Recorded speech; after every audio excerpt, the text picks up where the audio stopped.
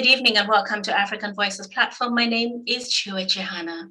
Now on 19th and 20th October, the inaugural UK and Francophone West and Central Africa Trade and Investment Forum was held in London.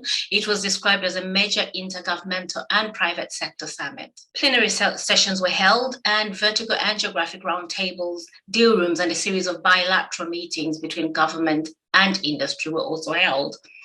The forum resulted from a recognition that many French-speaking West and Central African countries have been historically underrepresented by British industry and also underserved by diplomatic cover. One of the developments towards mitigating this gap was when in June, Gabon and Togo were both ascended to the Commonwealth. Now at the forum in total, there were 8 countries that were invited, and African Voices platform were present. My colleague Baillor Jalloh spoke to delegates, including those from the Guinea delegation. I think this conference was critically important. It was a conference that's happening on the right time. As you know, access to financing is a challenge, and the UK is trying to open up more doors with African nations, particularly Francophone-speaking countries. So it was a very important opportunity for us to come here, sit around the table and discuss what could be opportunities that the UK government can work with African Francophone countries in terms of investment. Like we came here to propose a project in infrastructure development, energy transmission initiatives that we came and that we are working with the UK Export Financing Company along with the Standard Charter so that we can obtain investments and opportunities from them for Guinea. And you might know this very well. In this year of crisis, so these type of opportunities are opportunities that you cannot live by. We have to go get them, bring this investment home so that we can spur in a socio-economic development for the country. Speaking of investment and infrastructure, that is something that Guinea desperately need right now. As you and I know, the infrastructure in the country is very dire. How vital it is to make sure you collaborate with countries like the UK and other investors to make sure they are keen to come to the country? Look, we have to satisfy the requirement of investors. You know, I think for me, I have spent over 17 years working for a development organization, the United Nations, and my role has been developing infrastructure for Asian and Pacific countries. Development is possible. We usually believe there are 3 elements for development. You need governance, so you need to have a framework that allows investment. You need infrastructures, and you need the human capitals so that development can happen. So today, as governance is trying to put in a framework for valid investment, the laws that are going to protect the investment, the laws that are going to protect the investors for the resources that they are bringing in the country, and what can go out and fight corruption and so forth. Infrastructure is critical. It's critical for us to attain our objective of development. Today, you have farmers that produce in the countryside that cannot transport their good in the city. It either perishes or it comes to the city on a cost that is extremely high. So if we want to sustain it, if we want to sustain the development, we need to bring in infrastructure, road infrastructure, electricity infrastructure, telecommunication infrastructure need to come in so that it can support the laws that are put in place and develop an educational environment where we can develop skills that can work today, skills that can really come up. So the UK government is witnessing this effort that African nations are doing, particularly the Francophone countries, and this is why this initiative is here. Guinea alone has over 2 billion pounds that are put on the table from UKF, but the time is running out, so we are here to really expose our project and facilitate this meeting between business people and the UK government. And in terms of today's event, how did you find it? Fantastic. It was a great event. The Guinean Minister of Finance was here, His Honorable Musa Sissé, along with the Minister of Higher Education were here, along with the person in charge of public-private investment from the Prime Minister's office, and their entire team were here. And they presented Guinea. They presented the opportunities that we have in our country. And they convinced the investors that Guinea is open for business. Guinea is ready to really work with them to have a French collaboration and then to enter into development. So this was very important. And also the Minister of Higher Education and Skills Development was here to show what is our vision in terms of creating labor, the labor force that is needed to guarantee that when this investment comes, majority of the work can stay home.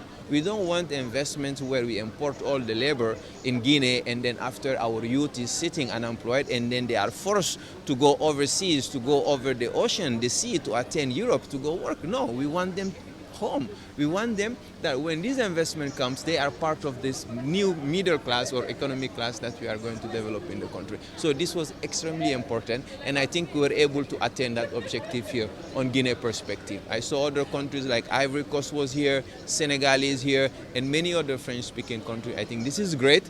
This is the first time, but I hope it's going to continue, that this first initiative that's going to happen here going to produce many, many, many more. And lastly from me, what impact do you think this forum will have on Africa, especially in terms of unity, trade and investment? Look, it's important for Africa to have more partners. You know, we cannot be only, I think the long-term vision is that we should not continue to depend on foreign aids and foreign investors. This is why we need to really have a good conversation with these investors so that they know we want to develop a partnership, a win-win situation, where they will come in with their knowledge, expertise, work in Guinea, and where Guineans can also contribute into that economy. I think this is the message that we, particularly consultants and people with the experience in the development, are trying to shepherd these government officials along with authorities from Africa to say, look, we are open for business. We want a partnership. We don't want loans only, but we want a technology transfer to come with it. We want the accountability to be transferred, and then we want to have bankable and credible project on the table. So I think this is the right way, and I think this is going to impact other countries also.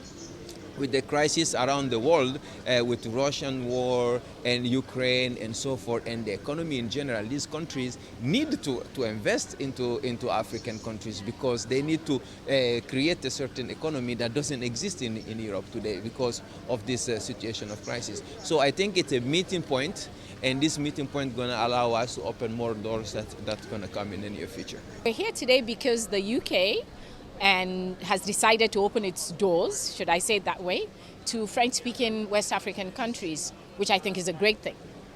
And how vital is this, or it's been a long way coming, is it? It's been a long way coming. It's something that should have happened years ago. You know, in Africa, we cannot afford what it is that we went through in those days that we were divided because of language. A lot of the countries that are here today are part of the ECOWAS community. The ECOWAS community is the strongest regional community in Africa. And it's just today that they're coming together with their other countries that are already working with the UK to try and talk about issues of investment and trade. Africa does not have that, should not allow itself to be divided. We need to get all the benefit of whatever it is that is out there to develop our countries. So, one group belongs to Peter, the other belongs to Paul. It's a luxury that we cannot afford anymore. So I'm glad that finally the UK has decided to open its doors, and the French-speaking African countries have also decided to put aside all the fears about language and cultural differences and come forward, because the world is one big global village. And so all these, different, things that we use to divide ourselves are really not useful. So speaking of the ECOWAS region and so many African countries being here present today, we've got so many businesses, investors, what impact do you think today's event will have? No, I think it's going to be a win-win situation, both for the UK business community and for these countries that are here today, because what it means is that now they can expand their horizon. I mean, they can trade now with more. The UK can trade now with more countries. Those countries also can open up through the UK to other countries in the world. So I think it's just fantastic. Speaking of a win-win situation, do you think today's forum will kind of like unlock lots of opportunities or potentials that were missed many years back? There's no doubt about that. I mean, you can see the ambience in the hall, in the meeting rooms, the discussions, the B2Bs and the different discussions that are going on. You can see that people want to know more about the UK, and the UK wants to know about a lot of these countries as well. So I'm glad. I mean, you can see the number of, the different numbers of business people who are here, just, exchanging cards and discussing in the corridors. I think it's a fantastic opportunity.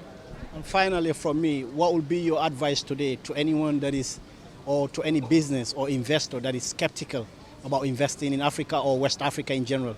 I think they're missing out on something. They're missing out on a golden opportunity. And for me, who lives in Togo, all I can say is Togo is the place to go. I mean, it's simple, really. Africa is the future. If you look in terms of population growth, you look in terms of natural resources, 60% of the world's unused arable land, renewable resources that we all need. I mean, we have to be trading with Africa. If Africa doesn't succeed, then in the long term we don't succeed. And that's my job, to grow the trade and investment between Africa and the UK. It's the first UK-Francophone Africa Summit or Forum. How vital has this been? Actually, it's been brilliant. I mean, you can probably feel for yourself the buzz around the event. People are connecting. It's been busy. We were oversubscribed. So, I mean, for me personally, it's very exciting, and I think it's going to be a great start. And is this the chance for the UK to unlock business in other parts of the world, especially looking at Brexit? Do you know, I mean, I think that we're having to stand on our own 2 feet, forming our own trade deals, forming our own arrangements, and I think that's very sort of liberating. I mean, I just talked about the new developing countries trading scheme, which is something we couldn't do when we were in the EU previously, and that really unlocks, reduces tariffs for African nations exporting to the UK. And lastly from me, what impact do you think this forum can bring, and what role do you think the UK could play in Africa in terms of infrastructure? So, I mean, I think the UK has a huge part to play, and we are investing in all sorts of infrastructure facilities, whether it's hospitals in Côte d'Ivoire or roads in Cameroon. So I think the UK has a huge part to play. In terms of the role of the UK more generally, I mean, I would say that we have a role as an honest broker. We're a trusted partner. I think we're very much looking for mutual partnerships and mutual relationships. So I think hugely exciting. Talking about education and talking about funding education is something important, especially regarding to the bilateral cooperation between Guinea and the UK. And we think it's a vital, to combine those two things: the possibility of funding projects in Africa, especially in Western Africa and in Guinea, but also the possibility of exporting some of the models specifically on the TVET sector in Conakry. And this is the first UK Francophone Forum. How did you find it? Very productive, with the participation of a fairly good number of persons. So it means there are some appetite for Western Africa, specifically from Francophone Africa, and this is good. You spoke of education earlier, and Guinea is a country that desperately needs infrastructure right now in terms of the education sector and other sectors. What role do you think the UK could play here? As I said, facilitating the funding of those those sectors, but also, as UK has a fairly good experience in implementing TVET systems, so it's good to have those models into Guinea. And do you expect similar forums to attend similar forums across the world to sell Guinea? Of course, yes.